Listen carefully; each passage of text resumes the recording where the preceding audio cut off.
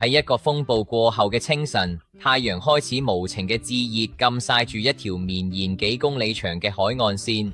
潮水退咗之後，留低嘅係一場無聲嘅災難。成千上萬隻海星困喺前河嘅沙灘上邊，佢哋細細隻嘅觸手嘅空氣中絕望嘅揮動。如果唔返到海入邊，幾個鐘頭之內就會喺烈日之下死咗，變成前夫嘅殘骸。有個大約10歲嘅細路仔彎住腰喺漫長嘅海岸線上跑咁跑去，佢每次彎低身都好小心咁捧起一隻海星，然之後用力將佢拋返入湛藍嘅大海。佢成頭大汗，動作重複又單調。呢個時候，有位行緊步嘅老人停低咗腳步，佢望住呢個無邊無際嘅死亡沙灘，再望下個細路仔嗰啲微不足道嘅努力，忍唔住搖咁搖頭，語氣入邊帶住一種自以為清醒嘅態度。細路，唔好傻啦，你睇下岸邊起碼有幾萬隻海星，你就算執到天黑都救唔到1巴仙。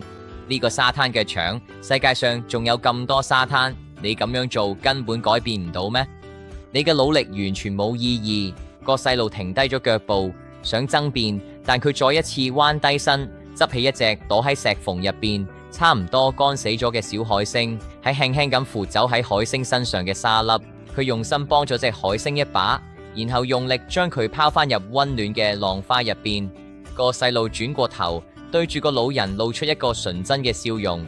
平靜嚟講，對啱啱嗰隻海星嚟講意義重大，對佢嚟講，佢成個世界都改變咗。老人企咗原地，好似俾閃電劈中咗，耐唔耐都講唔出嚟㗎。佢本來以為所謂嘅貢獻一定要係改變環境、扭轉局勢嘅大事業。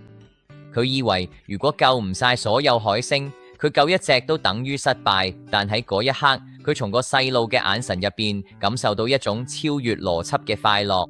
老人突然醒悟，原來貢獻感嘅本質唔係喺結果有幾大，而係喺你做緊嗰一刻。個細路佢因為救唔晒全世界而覺得自卑或者無力，因為佢同嗰隻海星之間產生咗最真實、最直接嘅連結。佢嗰一秒，佢確認咗自己有力量，感受到我對另一個生命係有用㗎。踏入2026年，我哋成日因為社交媒體上面嘅宏大故事而覺得焦慮，覺得自己平凡嘅努力對社會冇咩貢獻。但係阿德勒同我哋講，幸福就係貢獻感，而呢種感覺其實係主觀嘅。當你唔再糾結自己改唔改到世界，而係專注於而家可唔可以令身邊嘅人笑一笑，你就已經從自卑嘅枷鎖解放出嚟。對人有貢獻，其實唔需要做啲咩驚天動地嘅事，每一次細微嘅彎腰都係細細咁定義緊你自己生命嘅價值。